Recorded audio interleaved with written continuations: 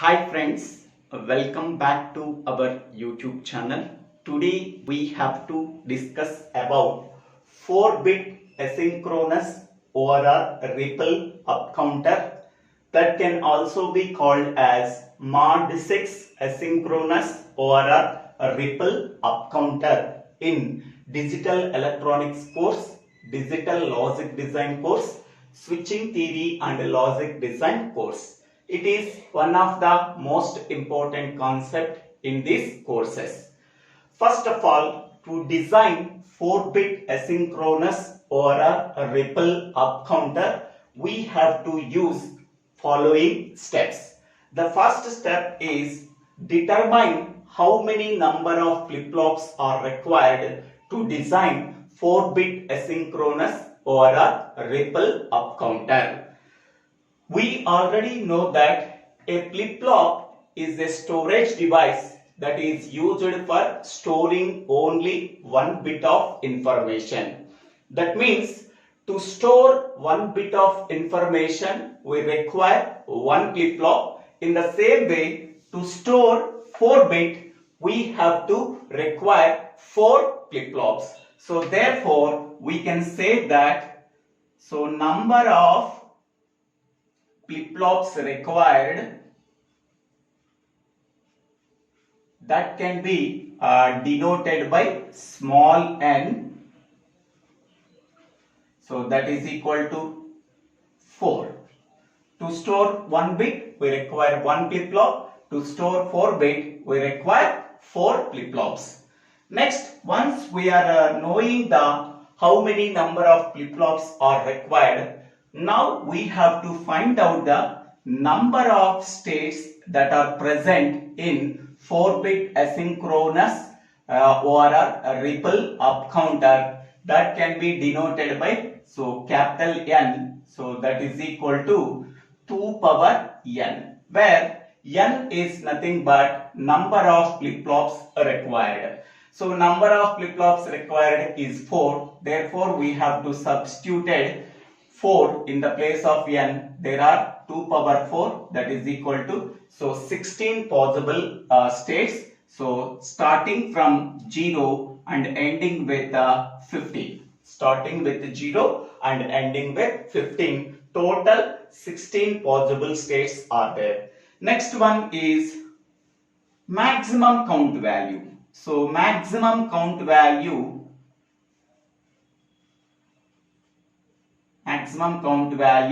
is equal to capital M minus 1. That means total number of states minus 1. This can also be written as 2 power n minus 1. So that is equal to 2 power n value is 16. So 16 minus 1, that is equal to 15. So maximum count value is equal to 15. So now we have to draw the state diagram of 4-bit asynchronous or a ripple up counter.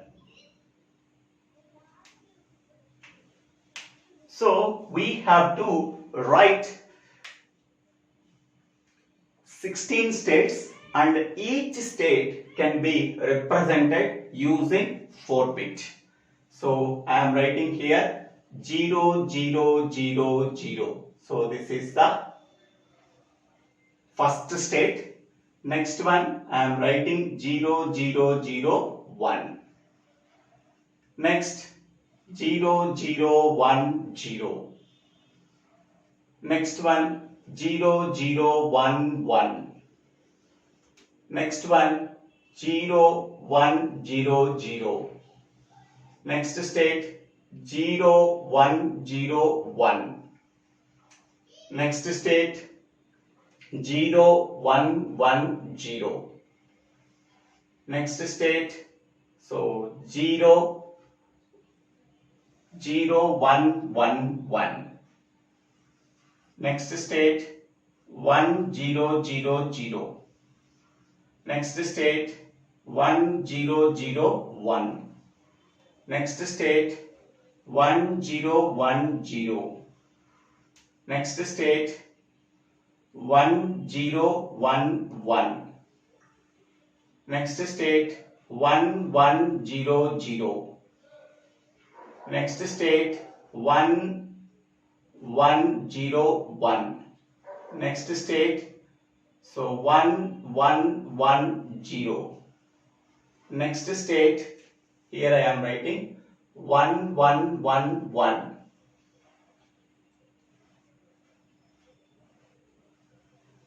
So these are the 16 possible states. So that are starting with 0, 1, 2, 3, 4, 5, 6, 7, 8, 9, 10, 11, 12, 13, 14, 15. Total 0 to 15. So total 16 possible states. And what is the maximum count value? That maximum count value is equal to 15. So starting from 0000 to 0001. Next one this one. Next one this one. And the next one this one. Next one this one.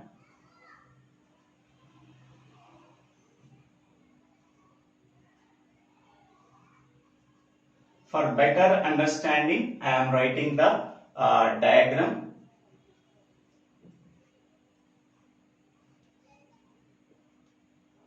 After reaching the 15th state, so then it immediately goes to the starting state. So this is the state diagram of 4-bit asynchronous or a ripple up counter. Okay. Next, step 2 is to implement this 4-bit asynchronous or a ripple up counter. So determine which flip-flop we have to use. So to implement 4-bit asynchronous or a ripple up counter, we have to use two flip-flops. One is JK flip-flop and another one is T flip-flop. Among them, I am using only JK flip-flop. So T flip-flop is also used. There is no problem at all. We have to use either JK flip-flop or a T flip-flop. So in this problem, I am using JK flip-flop.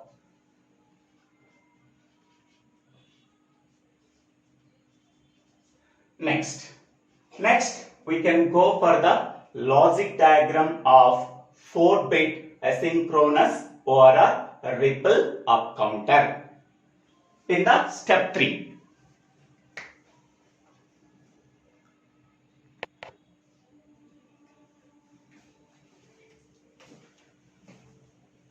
Now we can go for step 3, logic diagram of 4-bit asynchronous or a ripple up counter. So to design this logic diagram, we have to use 4 JK flip-flops. So that is flip-flop A, flip-flop B, flip-flop C and flip-flop D. For flip-flop A, the inputs are JA and KA and the outputs are QA and QA bar. For flip-flop B, the inputs are JB and KB and the outputs are QB and QB bar. For flip-flop C, the inputs are JC and KC and the outputs are QC and QC bar. For flip-flop D, the inputs are JD and KD and the outputs are QD and QD bar. So for JK flip-flop, we have to use only one condition. That condition can be used in 4-bit asynchronous or a ripple up counter. So the condition is toggle condition. Only toggle condition is used to implement the 4-bit asynchronous or a ripple up counter. Okay. The toggle condition in JK flip-flop can be occurred when J value is equal to K value is equal to 1. Okay. So because of that reason, so JA and KA can be connected to high value, that is 1. JB and KB connected to high value, that is 1. JC and KC connected to high value, that is 1. JD and KD connected to so high value, that is 1. Whenever so J equal to K equal to 1, the toggle condition can be occurred. The toggle condition is nothing but whatever the previous output is there, that previous output is complemented. Okay. Next one, in this logic diagram, we have to use negative edge triggered clock pulse. So that can be applied to the leftmost flip-flop. So that is flip-flop A. For flip-flop A, we have to apply the negative edge triggered clock pulse. So here this bubble indicates the negative edge triggering. So arrow with bubble indicates the negative edge triggering. So the negative edge triggering clock pulse can be applied to the leftmost flip-flop, that is flip-flop A. For the remaining flip-flops, how to apply the negative edge triggered clock pulse? So the output of flip-flop A is nothing but QA. So that output QA can be connected as clock input for flip-flop B. Next, the output of flip-flop B is QB, that can be applied as clock input for flip-flop C. The output of flip-flop C is QC, so that output can be sent as clock input for flip-flop D. In asynchronous counters, we have to apply the clock pulse for the leftmost flip-flop. Whatever the output we are getting from the leftmost flip-flop, that output can be sent as clock input for the next flip-flop. This procedure is continued. The output of the second flip-flop can be sent as clock input for the third flip-flop. The output of third flip-flop can be sent as clock input for fourth flip-flop. So this is the procedure we have to use. Next one, here for these circuits, the outputs are QA, QB, QC, QD. QA is nothing but output of flip-flop A, and QB is nothing but output of flip-flop B. QC is nothing but output of flip-flop C, and QD is nothing but output of flip-flop D. Here the MSB bit value always QD and LSB bit values always QA. Okay, so this is the logic diagram for 4-bit asynchronous or a ripple up counter. Next, we can go for step 4. So in the step 4, we have to draw the timing diagram by using this step 3. Okay, so initially 4th step and 5th step is truth table of 4-bit asynchronous ripple up counter, and 4th and 5th steps can be done simultaneously. Okay, initially, so clock value is equal to 0. Initially, so clock value is equal to 0. So then the output of flip-flop D is 0, flip-flop C is 0, flip-flop B is 0, flip-flop A is 0. We are not applying any clock pulse to the first flip-flop. So then the output of flip-flop A, so that is QA, is 0. This 0 can be applied as clock input for flip-flop B. So that is also we are getting 0. This 0 can be applied as clock input for flip-flop C. That is also 0. This output can be sent as input for clock input for flip-flop B. That is also 0. What is the decimal equivalent value? 0, 0, 0, 0. So that is equal to 0. Okay. So next we have to fill up the timing diagram and truth. So initially we are not applying any clock pulse. Therefore, output of first flip-flop, that is QA, is 0. Output of second flip-flop, that is QB, is 0. Output of third flip-flop, QC, is 0. Output of fourth flip-flop, QD is 0. So the decimal equivalent value is 0. So here we are not applying any clock pulse. So therefore QA, QB, QC, QD value equal to 0. The decimal equivalent value is 0. Next one is, now consider QA. Okay. So before applying clock pulse, QA value equal to 0. After applying first clock pulse, negative edge triggered clock pulse, so QA value becomes 1.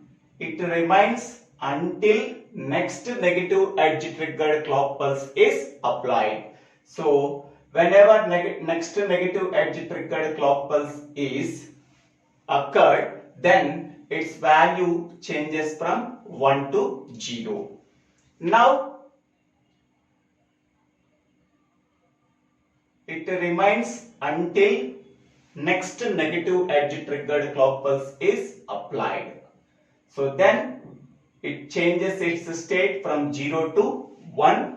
It remains in the same state until next negative edge triggered clock pulse is applied. Then it changes its state from 1 to 0. It remains until next negative edge triggered clock pulse is applied. It changes its state from 0 to 1. It remains until next negative edge triggered clock pulse is applied. So this is repeated.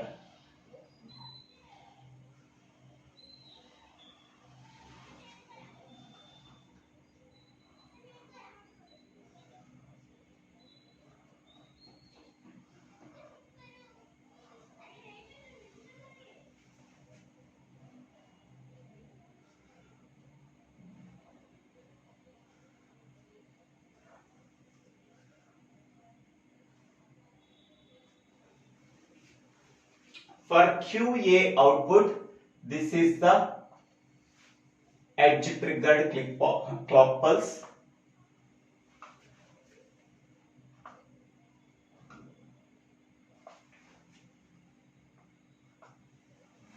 Next one is QB. So QB is depends on QA because QB is the output of the flip-flop B. So that is activated when we are getting the output from first flip-flop, that is QA, that can be applied as negative edge triggered clock pulse for flip-flop B. Then we are getting the output QB. So QB depends on QA. Initially QB value is 0. So QB value is 0 until negative edge triggered clock pulse is applied in QA. Okay, then so it changes from 0 to 1 and it remains in the same state until the next negative edge triggered clock pulse is applied. Then it changes its state from 1 to 0. It remains in the same state until the next negative edge triggered clock pulse is applied in QA. So it changes its state from 0 to 1. It remains in the same state until the next negative edge triggered clock pulse is applied. It changes its state from 1 to 0. It remains in the same state until the next negative edge triggered clock pulse is applied. It changes its state from 0 to 1. It remains in the same state until the next negative edge triggered clock pulse is applied. It changes its state from 1 to 0. It remains in the same state. Next edge triggered clock pulse is applied. It changes its state from 0 to 1. Okay. So this is the QB output. For QB output, this is the negative edge triggered clock pulse. Next one, go for QC. So initially QC value is 0. So it remains in the same state until the negative edge triggered clock pulse is applied in QB. So it changes its state from 0 to 1. It remains in the same state until the next negative edge triggered clock pulse is applied in QB. It changes its state from 1 to 0. It remains in the same state until the next negative edge triggered clock pulse is applied. It changes its state from 0 to 1. It remains in the same state until the next negative edge triggered clock pulse is applied. Next one, go for QD. For QC, this is the negative edge triggered clock pulse and this is the negative edge triggered clock pulse. Next one, QD value initially 0. It remains in the same state until the negative edge triggered clock pulse is there in QC. So then immediately it changes its state from 0 to 1.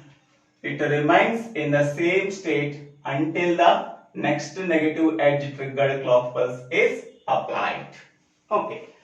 So this is the timing diagram for 4-bit asynchronous ripple up counter. Now I am writing the states.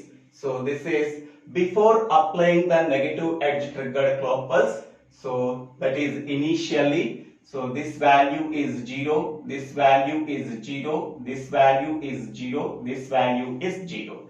So that is 0, 0, 0, 0 state.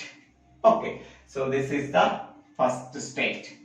Next one, after applying the first negative edge triggered clock pulse, so we are getting 0, 0, 0, 1.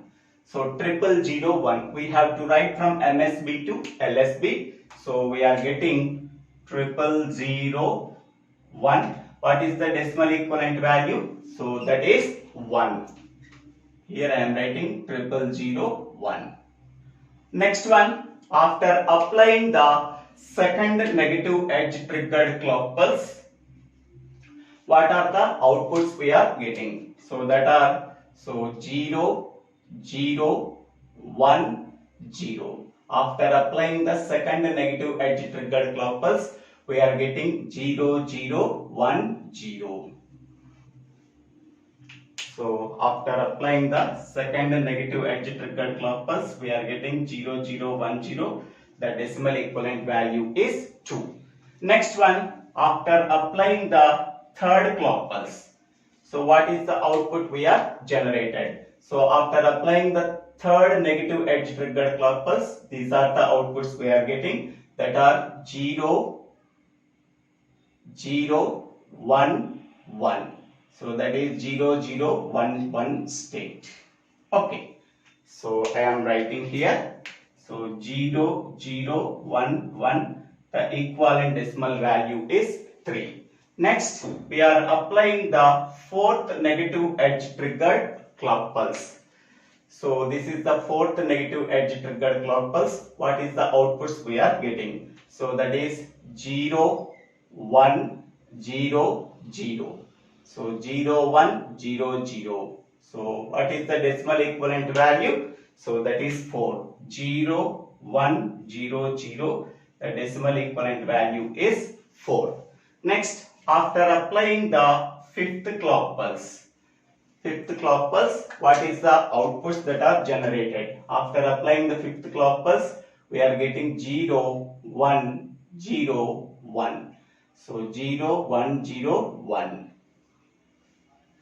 So we are getting the outputs 0, 1, 0, 1. What is the decimal equivalent value? So that is 5. Next one, after applying the sixth clock pulse, so what is the output that is generated?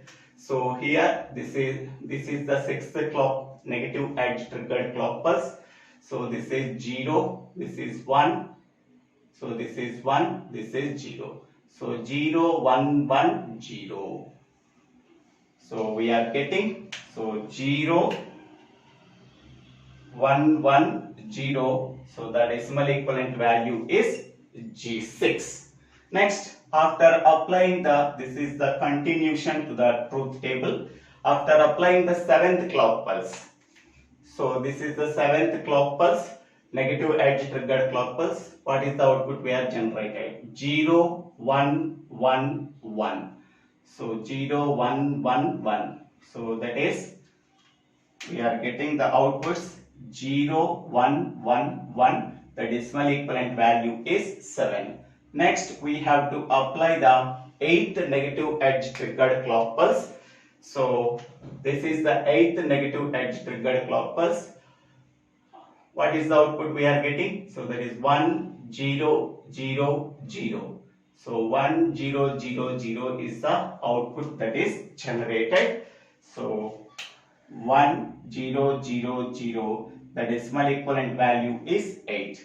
Now I am applying the 9th clock pulse, negative edge triggered clock pulse. What is the output we are getting? So that is, this is the 9th negative edge triggered clock pulse. So 1, 0, 0, 1. So 1, 0, 0, 1 we are getting. So the decimal equivalent value is 1001. So that is 9.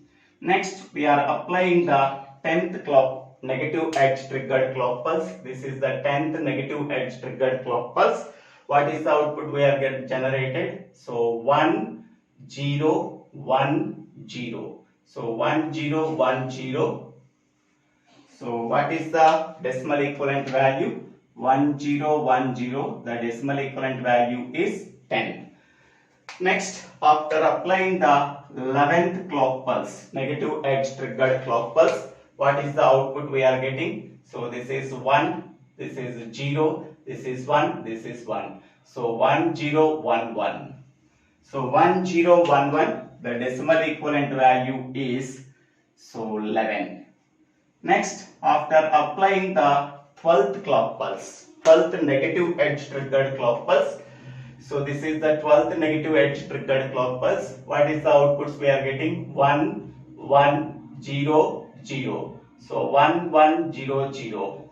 So what is the decimal equivalent value? So 1, 1, 0, 0. So that is the decimal equivalent value is 12. Next, after applying the 13th clock pulse, so this is the 13th negative edge triggered clock pulse. So the output is 1, 1, so 0, 1. So 1, 1, 0, 1. So what is the decimal equivalent value? So that is 1, 1, 0, 1. So that is 13. Now we are applying the 14th negative edge triggered clock pulse. This is the 14th negative edge triggered clock pulse. What are the outputs we are getting? 1, 1, 1, 0.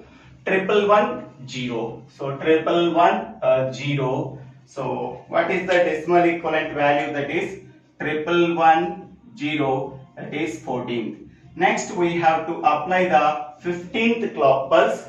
So this is the 15th clock pulse. What is the outputs we are generated? So that is 1, 1, 1, 1. So that is 1, 1, 1, 1. So what is the decimal equivalent value?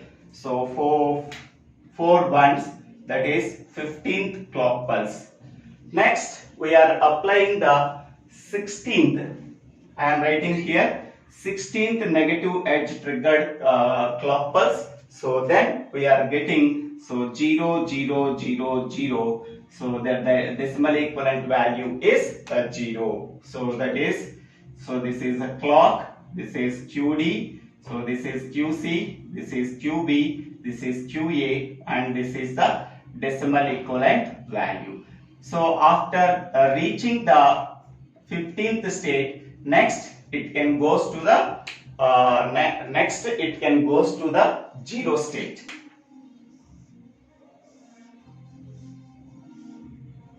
It can goes to the zero state. So this is the truth table of 4-bit asynchronous ORR ripple up counter, and this is the timing diagram of 4-bit asynchronous ripple asynchronous ORR ripple up counter, ORR mod 16 asynchronous ORR ripple up counter. So this is the, we have to clubbing these three parts for getting the truth table of 4-bit asynchronous ORR ripple up counter. So this is the most important concept in these courses. So if you really like this video, please subscribe my YouTube channel. So Divvela Srinivasa. If you really like this video, please click on the like button and share this video to your friends and classmates. If you have any doubts, please put your doubts in the comment section. I will try to clarify your doubts. If you really like these videos, please subscribe my YouTube channel Divvela Srinivasa and click on the bell icon to get the future updates in my YouTube channel. For better understanding of the full digital electronics course, go to this channel and visit the playlist called DLD ORR STLD ORR Digital Electronics. We are getting the full course. So use this opportunity. So thank you one and all for watching this video. Wish you a happy advanced new year to all the viewers and subscribers. So thank you one and all.